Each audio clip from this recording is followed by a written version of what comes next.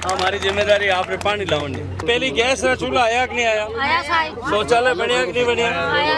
बनया कि नहीं बनया? गरीब आदमी घर भी बनया कि नहीं बनया? पानी रो मैं कराऊं, आप चिंता मत करो। बागरी जी, आज जो गजेंद्र सिंह जी का दौरा था और अभी तो कोई चुनाव का कोई ऐसा माहौल ही नहीं है, उसके बावजूद इतना जबरदस्त यहाँ कार्यकर्ताओं में ये उनका जोश है, स्वागत है। तो राजस्थान की सरकार का इकबाल समाप्त हो चुका है और राजस्थान में सरकार के आपसी विग्रह के कारण, अपनी कुर्सी बचाने की प्राथमिकता होने के कारण से राजस्थान में लॉ एंड ऑर्डर सिचुएशन लगभग शून्य की स्थिति पर आ गई। सामान्य व्यक्ति करे वहां से लेकर के पुलिस के अधिकारियों तक में पॉक्सो के मुकदमे दर्ज हो रहे हैं।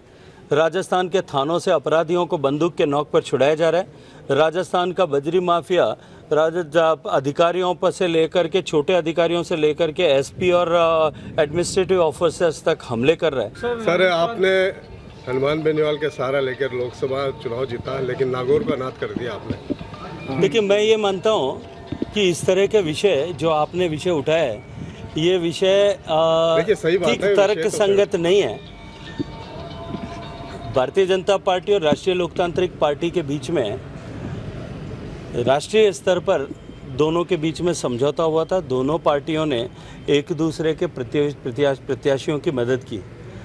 मैं ये मानता हूँ कि हनुमान बेनीवाल साहब ने जितना जोधपुर में आकर के, क्योंकि मैं उस परिवार से नहीं आता, मैं उस समाज से नहीं आता जो एहसान किसी का न रखते हों, लेकिन वो उनके कार्यकर्ता, उनकी पार्टी के लोग भी जानते हैं कि नागौर का चुनाव और नागौर के चुनाव में भारतीय जनता पार्टी के मतदाताओं ने, नागौर के चुनाव में मैंने यहाँ आकर के 8 विधानसभाओं में मीटिंग की है और उसके बाद के खीमसर के उपचुनाव में उनको विजयश्री किस तरह से मिली थी।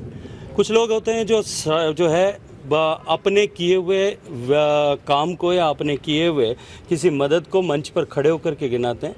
न हम भारतीय जनता पार्टी के लोग और न मैं व्यक्तिगत रूप से ऐसे परिवार से और ऐसे संस्कार से आता हूं कि जो कुछ हमने किया है उसकी चर्चा हम खुले में रह करके करें। जनता जानती है, जग जानता है और मैं मानता हूं कि अभी ये कोई न आगाज़ था और न अंत ही होने वाला है। आने वाले समय में भारतीय जनता पार्टी जिस प्रचंड वेग के साथ राजस्थान में आगे बढ़ रही है और उसका जो है परिणाम आप सबको आगामी विधानसभा में देखने को मिलेगा। नागौर की जनता का किससे मिले? हमारा सवाल तो ये था। देखिए, भारतीय जनता पार्टी के सभी कार्यकर्ता धरातल पर, चाहे कोरोना की आपदा हो या कोई अन्य ऐसा संकट हो, धरातल पर रह करके भारतीय जनता पार्टी के जनप्रतिनिधि, पूर्व जनप्रतिनिधि पूरी ताकत, शक्ति और ऊर्जा के साथ में जनता के कष्टों को हरने के लिए खड़े हैं साथ में। और फिर भी यहीं कभी किसी को लगता है, क्योंकि मैंने आकर के इस नागौर की 8 विधानसभाओं में जाकर के 8 जगह पर 16 जगह पर जाकर के लोगों को भरोसा और विश्वास दिलाया था। मैं व्यक्तिगत रूप से मेरी जिम्मेदारी मानता हूं कि अगर नागौर की जनता का कोई भी कष्ट है, भारतीय जनता पार्टी के किसी कार्यकर्ता की कोई समस्या है, मेरे दिल और मेरे घर के दरवाजे उनके लिए खुले हैं। इसको प्रतिनिधि माने भाजपा का जो नागौर की जनता की बात। देखिए, मुझे लगता है कि प्रतिनिधि किसको माने ये विषय नहीं हो सकता। भारतीय जनता पार्टी के शायद चुनाव भारतीय जनता पार्टी कुल 545 सीट में से 303 जगह ही जीत पाई होगी। शेष 200 जगह भी कोई ना कोई तो भारतीय जनता पार्टी का प्रतिनिधि होगा। भारतीय जनता पार्टी केवल चुनाव में प्रत्याशियों के सहारे खड़ी होने वाली पार्टी नहीं।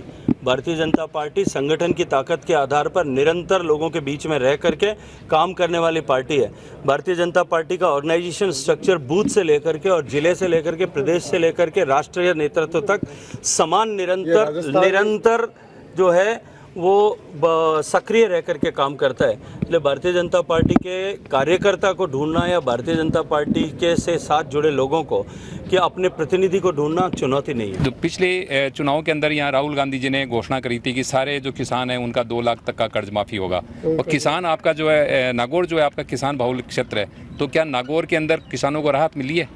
नागौर में कोई राहत नहीं मिली और न राजस्थान में मिली और न कोई आपदा आई तो राहत मिली।